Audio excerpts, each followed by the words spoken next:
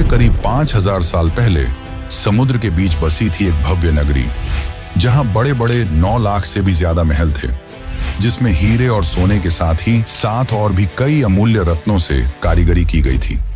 यह शहर इतनी ज्यादा वेल प्लान थी कि आज के बड़े बड़े शहर इसके सामने फेल हैं। लेकिन फिर एक दिन अचानक यह भव्य शहर देखते ही देखते समुद्र में समा गया। अब समय में आगे आते हैं। यह बात है 1983 की। गुजरात के ओखा तट के पास अरब सागर की लहरें एक अजीब सी बेचैनी के साथ किनारे से टकरा रही थी। भारतीय पुरातत्वविदों की एक टीम गोताखोरी के उपकरणों से लैस समुद्र की सतह पर खड़ी थी। किसी को नहीं पता था कि कुछ ही क्षणों बाद वे एक ऐसा दृश्य देखने वाले हैं जो इतिहास की धारणाओं को हिला देगा। जैसे ही उन्होंने समुद्र की नीली गहराइयों में छलांग लगाई, नीचे उतरते ही रेत, चट्टानों और पत्थरों के बीच उन्हें कुछ अननेचुरल दिखाई दिया, कुछ ऐसा जो किसी समय की गवाही देता था। उनका शरीर थम गया, सांसें रुक गईं और आंखों के सामने जो दृश्य था उसने इस सवाल को जन्म दिया, क्या ये वही नगरी है जिसका जिक्र हजारों साल पुरानी किताबों में हुआ है? क्या सचमुच समुद्र की गहराइयों में एक पूरा शहर दफन है? उनके सामने जो दृश्य था उसे देखकर वे दंग रह गए। बड़ी बड़ी चट्टानें, ऊंची ऊंची दीवारें जिनमें भव्य कारीगरी की गई थी, मानो पानी के अंदर पूरा शहर बसा हो। यह कुछ और नहीं बल्कि यह थी श्री कृष्ण की डूबी हुई नगरी द्वारका। दोस्तों, बहुत पहले से ही महाभारत और रामायण जैसे दिव्य ग्रंथों को मिथ यानी कि किस्से और कहानियों की तरह बताया जाता है, और उन्हीं एक किस्से कहानियों में लिखी थी इस भव्य नगरी द्वारका के बारे में, और इसे भी बहुत समय से काल्पनिक कहानी की तरह ही बताया गया। लेकिन जब 1983 में डॉक्टर SR राव और उनकी टीम ने इस नगरी को खोज निकाला, तो इसने उन लोगों को सोचने पर मजबूर कर दिया जो इसे सिर्फ मिथ मानते थे। डॉक्टर SR राव ने डिटेल्ड आर्कियोलॉजिकल सर्वे और रिसर्च के बाद यह कंफर्म किया कि यह वही द्वारका नगरी है जिसका वर्णन महाभारत और हरिवंश पुराण में मिलता है।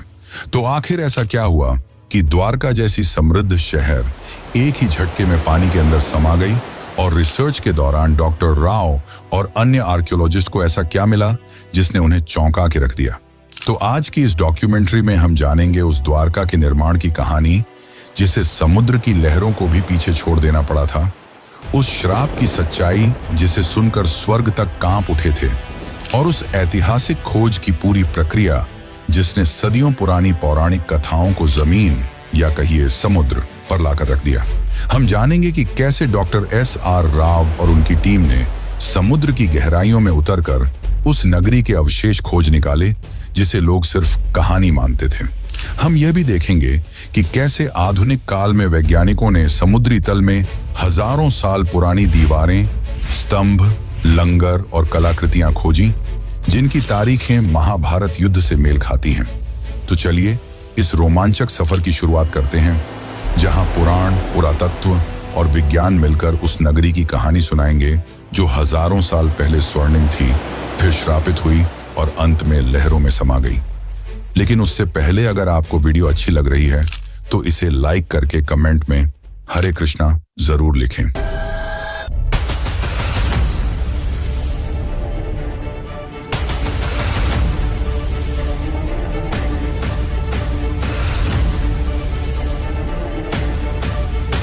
Dwarka and came to the conclusion that it was the Dwarka of Mahabharata.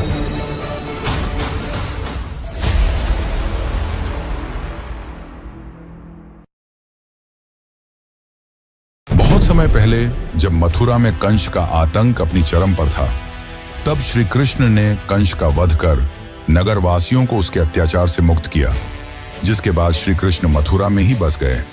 लेकिन कंस की मृत्यु से क्रोधित होकर कंस के ससुर जरासंध ने मथुरा पर लगभग 17 बार हमले किए।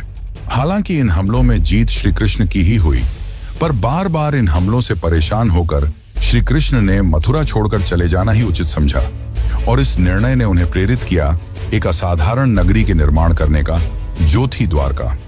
श्री कृष्ण समुद्र तट पर गए और समुद्र देव से प्रार्थना की, हे वरुण देव, मुझे मेरी प्रजा के लिए शांति और सुरक्षा चाहिए। मुझे अपनी गोद से एक टुकड़ा भूमि दो जहां मैं एक नई नगरी बसाऊं। वरुण देव मुस्कुराए और उन्होंने श्री कृष्ण को समुद्र के बीच 12 योजन यानी कि लगभग 153.6 किलोमीटर भूमि दान में दी, जिसके बाद गॉड ऑफ आर्किटेक्ट यानी कि भगवान विश्वकर्मा को इस नगरी के भव्य निर्माण का कार्य सौंपा गया। अंततः उन्होंने इस भव्य नगरी का निर्माण संपन्न किया। महलों की ऊंचाई जैसे आकाश को छू रही थी, दीवारें सोने की थीं, फर्श चांदी के। नगर के चारों ओर विशाल द्वार थे, इसीलिए इस नगरी का नाम पड़ा द्वारका यानी द्वारों का नगर। हवाओं में सुगंधित फूलों की खुशबू थी, गलियों में मोर नाचते थे और बीचों बीच बना श्री कृष्ण का महल तो ऐसा प्रतीत होता था मानो स्वर्ग पृथ्वी पर उतर आया हो। नगर की सड़कों को इस तरह से बनाया गया था कि वे सीधे बंदरगाह तक पहुंचती थीं। समुद्र से व्यापार के लिए विशेष गोदियां बनाई गईं, जहां जहाज आसानी से आ जा सकें। शहर में जल आपूर्ति के लिए सिंचाई प्रणाली थी, जो उस काल में अत्यंत दुर्लभ मानी जाती थी। स्वच्छ जल के तालाब, हरे भरे बाग और सजे हुए बाजार इस नगरी को न केवल सुंदर बल्कि पूरी तरह आत्मनिर्भर बनाते थे। भागवत पुराण के अनुसार द्वारका में कुल 900 से अधिक भव्य महल थे, जो चंद्रकांत, हीरा, मणि और सोने से बने थे। श्री कृष्ण ने स्वयं उन महलों को अपने प्रियजनों के लिए बनवाया था। बलराम, रुक्मिणी, सत्यभामा, जाम्बवती और अन्य रानियों के लिए अलग अलग राजमहल। ये महल न सिर्फ वास्तुकला का चमत्कार थे, बल्कि अध्यात्म और भक्ति का प्रतीक भी। लेकिन यह अंत नहीं था। अब शुरू होने वाला है वो अध्याय जिसने द्वारका को कालातीत बना दिया। एक ऐसा नगर जिसे स्वयं भगवान ने बसाया, देवताओं ने सजाया और समय ने इतिहास में दर्ज कर दिया। लेकिन जहां निर्माण होता है, वहीं विनाश भी इंतजार करता है। द्वारका की यह स्वर्ण गाथा आगे चलकर एक ऐसे श्राप की छाया में डूबेगी जिसकी कल्पना तक किसी ने न की थी। महाभारत का युद्ध समाप्त हो चुका था। धूल में लथपथ योद्धाओं के शव, बिखरे हुए अस्त्र शस्त्र और खून से लाल धरती, कौरवों का विनाश हो चुका था। अपने पुत्रों की यह दशा देखकर गांधारी काफी क्रोधित हो गई। उनका मानना था कि यदि श्री कृष्ण चाहते तो यह युद्ध होता ही नहीं, परंतु उन्होंने ऐसा नहीं किया। जिससे क्रोधित होकर गांधारी ने श्री कृष्ण को श्राप दिया कि जिस प्रकार मेरे वंश का विनाश हुआ है, ठीक उसी प्रकार तुम्हारे भी वंश का विनाश हो जाएगा। इस श्राप ने यदुवंश के विनाश की नींव रख दी। लेकिन एक और कारण है जिसके चलते द्वारका का विनाश हुआ। दरअसल एक समय की बात है, द्वारका के पास एक स्थल जिसका नाम पिंडारक था, वहां एक दिन प्रमुख ऋषिगण पधारे। इनमें विश्वामित्र, वशिष्ठ, नारद, कण्व, दुर्वासा जैसे महान ऋषि मुनि उपस्थित थे। उन ऋषियों को देख श्री कृष्ण के पुत्र सांब और उसके कुछ मित्रों ने मिलकर शरारत करने की सोची। सांब ने एक गर्भवती स्त्री का रूप धारण कर लिया और उन ऋषियों के पास पहुंचे।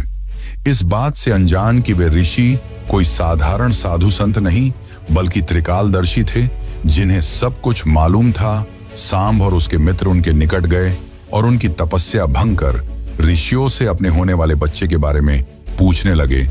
अपना इस तरह अपमान होता देख मुनिगण गुस्सा हो गए और उन्होंने सांब को यह श्राप दिया कि तुम एक लोहे के मुशल को जन्म दोगे जो यदुवंश के विनाश का कारण बनेगी। सांब और उनके साथी भयभीत हो उठे। उन्होंने माफी मांगी, पर अब कुछ नहीं हो सकता था। कुछ दिनों बाद वही हुआ जो भविष्यवाणी की गई थी। जब सांब सुबह उठा तो उसके कपड़ों में एक भारी भरकम मुशल मिला। यह दृश्य देख यदुवंशी चिंतित हो उठे और जब यह बात श्री कृष्ण के नाना राजा उग्रसेन को पता चली तो उन्होंने मुशल के छोटे छोटे टुकड़े कर समुद्र में फेंकने का आदेश दिया। और जैसे ही यह टुकड़े समुद्र में फेंके गए, एक विशाल मछली ने वह टुकड़े खा लिए। कुछ समय बाद जब कुछ मछुआरों ने उस मछली को पकड़ा और जब उसे काटा गया तो उसके पेट से लोहे के टुकड़े निकले। उन मछुआरों ने वह टुकड़े एक जरा नामक शिकारी को बेच दिए। अब वह शिकारी इन टुकड़ों से अपनी तीर बना रहा था और दूसरी ओर द्वारका में स्थिति धीरे धीरे खराब होने लगी थी। गांधारी के श्राप का असर दिखाई देने लगा था। जैसे जैसे समय बीतता गया, यदुवंश के लोगों में अहंकार बढ़ता गया। भोग विलास, मदिरा और दुराचार ने धर्म और मर्यादा का स्थान ले लिया था। नैतिकता समाप्त हो चुकी थी। फिर एक दिन, जिसे आज भी प्रभास त्रिकाल के नाम से जाना जाता है, यदुवंश के वीरों ने समुद्र किनारे एक उत्सव आयोजित किया। शराब, घमंड और गाली गलौच ने मिलकर उस उत्सव को युद्ध भूमि में बदल दिया। वे आपस में ही लड़ने लगे। जिन हथियारों से उन्होंने युद्ध जीते थे, उन्हीं से वे एक दूसरे को मारने लगे। श्री कृष्ण समझ चुके थे कि अब विनाश निकट है, जिसके पश्चात वे वन की ओर चल पड़े और वहां एक वृक्ष के नीचे विश्राम करने लगे। तभी वहां वह शिकारी पहुंचा जिसने उस मुशल के टुकड़े से तीर बनाए थे। उस शिकारी ने श्री कृष्ण को हिरण समझकर उन पर तीर चला दी, और जैसे ही तीर श्री कृष्ण के पैरों में लगी, उन्होंने यह लोक त्याग दिया और उनके मृत्यु के साथ ही पूरी द्वारका नगरी पानी में समा गई। इस प्रकार द्वारका का वह वैभवशाली अध्याय समाप्त हुआ। वह नगर जिसे स्वयं भगवान ने बसाया था, जिसने एक युग देखा था, अब रह गया केवल शास्त्रों के पन्नों में और समुद्र की खामोशी में छिपी एक अमर स्मृति के रूप में। लेकिन क्या यह अंत है? क्या हुआ श्री कृष्ण के मृत्यु के पश्चात, और क्यों श्री कृष्ण आज भी जिंदा हैं? अर्जुन ने क्या भूमिका निभाई? ये सब जानने से पहले हम ये जान लेते हैं कि आज के समय में कहानी कही जाने वाली द्वारका नगरी को कैसे खोज निकाला गया, और क्या सच में यह वही द्वारका नगरी है जो श्री कृष्ण ने बनवाई थी? तो चलिए